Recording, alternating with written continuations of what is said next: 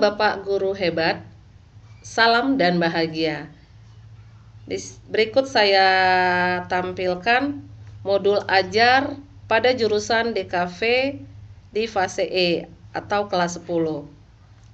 Pada materi ini yang saya lampirkan adalah proses bisnis berbagai industri di bidang desain komunikasi visual. Oke, di halaman berikutnya terdapat identitas yang menjelaskan bidang keahliannya seni dan ekonomi kreatif, mata pelajaran dasar-dasar desain komunikasi visual pada fase E atau kelas 10, semester 1 atau ganjil, nama penyusun saya sendiri Marisi Borutinjak, instansi dari SMK Negeri 4 Kota Tebing Tinggi. Oke, sini saya lampirkan ada capaian pembelajaran di mana peserta didik mampu menerapkan manajemen produksi bidang desain secara menyeluruh pada berbagai industri ekonomi kreatif lainnya.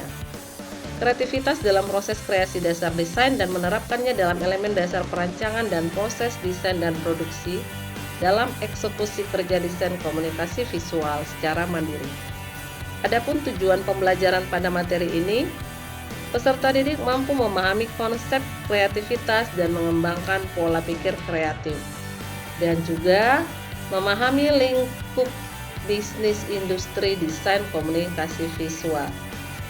Oke, saya lampirkan juga profil pelajar Pancasila dari beriman dan bertakwa, yaitu melakukan kegiatan berdoa sebelum dan sesudah pembelajaran, mandiri mengembangkan ide pada saat diskusi, kreatif yaitu membuat proyek nanti dan hasil presentasi dan menampilkan presentasi hasil diskusi dalam berbagai bentuk berupa PPT, video, dan infografis.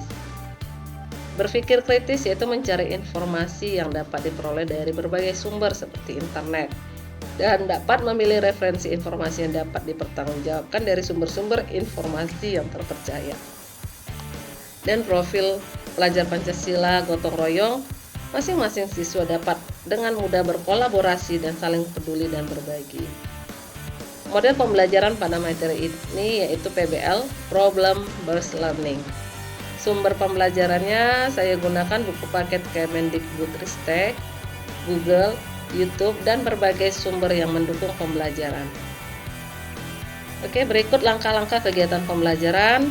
Kegiatan pendahuluan yaitu memberi salam, memimpin doa, mengabsen, dan mengecek kerapian berpakaian, kebersihan kelas, dan menyepakati kesepakatan kelas, menyampaikan tentang tujuan pembelajaran yang akan dicapai, dan memberikan penjelasan tahapan kegiatan pembelajaran, dan memberikan pertanyaan pemantik yaitu mengenai apakah siswa pernah melihat poster, billboard, kartu pelajar, desain kemasan, WPAP, fotografi. Pertanyaan pemantik kedua, apakah kalian ada keinginan untuk mampu membuat produk seperti itu juga, dan memberikan motivasi kepada peserta didik. Pada kegiatan inti, di mana kegiatan inti ini fase pertama sintak PBL yaitu membentuk kelompok dan membagikan LKPD dan bahan bacaan kepada kelompok, dan membebaskan kelompok mencari sumber bacaan dari internet. Di sini termasuk diferensiasi konten. Fase kedua yaitu mengorganisasikan siswa untuk siap belajar. Fase ketiga membimbing penyelidikan, dan fase keempat menyajikan hasil, yaitu untuk menyajikan hasil setelah diferensiasi konten dan diferensiasi proses. Setelah analisis selesai, peserta kelompok mempresentasikan hasil, yaitu grup ini diferensiasi produk. Fase kelima presentasi dan evaluasi. Oke, kegiatan terakhir yaitu kegiatan penutup. Guru dan peserta didik melakukan refleksi terhadap kegiatan yang sudah dilakukan, menyimpulkan dan membuat poin penting materi yang dipelajari, menyampaikan informasi mengenai rencana tindak lanjut pembelajaran berikutnya, dan peserta didik menutup pembelajaran dengan berdoa dan mengucapkan syalam. Oke, asesmennya yang saya nilai adalah sikap dari peserta didik sesuai dengan profil pelajar Pancasila. Asesmen tulisnya melalui LKPD yang saya bagikan. Oke, berikut lampiran lembar kerja peserta didik